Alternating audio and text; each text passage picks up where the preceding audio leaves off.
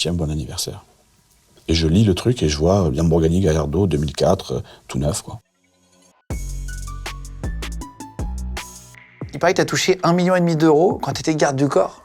Beaucoup plus que ça. Oui, ça fait référence, si tu veux, à mon dernier contrat qui a duré 6 ans. Mon client était très généreux. Ah bah... Mais non, enfin, disons que il faut l'expliquer très simplement, mais très clairement. Ce gars-là avait très peu d'amis et il a découvert beaucoup de choses lorsque j'ai travaillé avec lui. Un domaine qu'il ne connaissait pas, c'était quelque part l'amitié, la sincérité et le partage. Il était très basé sur l'égoïsme, le faux semblant, tout ce qui pouvait avoir de la brillance en substance. Mais oui, il était très superficiel. Voilà, exactement. Et puis, ça en est devenu un copain. Le mec aimait pas les coups, il a voulu apprendre un peu à boxer. Donc, comme moi, c'est mon métier, je lui ai un peu appris à boxer. J'ai des tatouages partout, il en avait pas, il s'en est fait un énorme.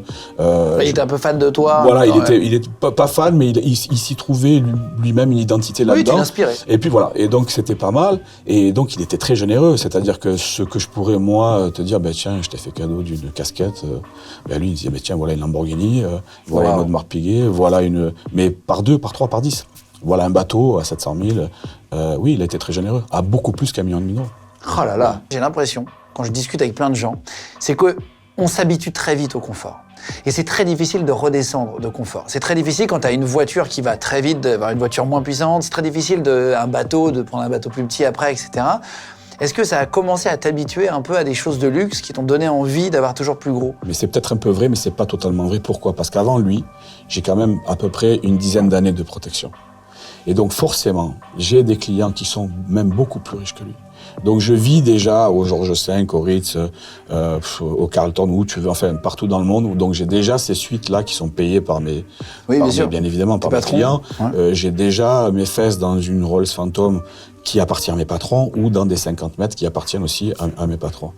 Donc si tu veux, ce luxe-là, cette facilité-là, elle existe. Mes salaires sont assez conséquents. C'est quand même des bons salaires. Ça représente quoi en fourchette? Le salaire précis m'intéresse pas, mais pour qu'on comprenne, tu vois.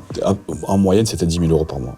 Pour être dans la protection rapprochée? En tous les cas, de ce qui me concerne à moi, c'était ça. Quand ce client-là arrive avec toutes ses Lamborghini, tout ça, à un moment donné, la première, quand elle arrive, c'est un cadeau d'anniversaire. Je suis en Patagonie, et puis il arrive avec un fax et il me dit « Tiens, bon anniversaire ».